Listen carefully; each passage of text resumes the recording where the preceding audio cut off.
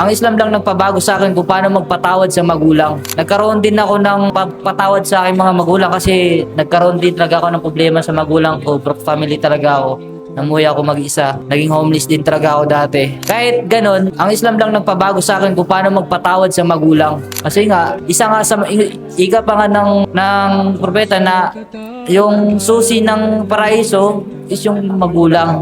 Kaya doon nagkaroon ako ng takot na kapag hindi ko sila binigyan ng kapatawaran, kung ako ay may sama ng loob pa sa kanila, hindi ako makakapasok sa paraiso. Ibig sabihin, yung mismo ang Islam ang lumapit sa'yo sa mga pamilya mo. Oo, nagbigay ng aral sa akin ang Islam at nagturo ng kabutihan kung paano magpatawad, magpakumbaba at magtiis, magtimpi. Kaya doon sa magulang ko, nanghingi ako ng tawad sa kanila kung ano may mga naisumbat ko sa kanila. Mga bagay na kahit nangyari na yon, nagkamali sila sa akin, nagkamali rin ako sa kanila.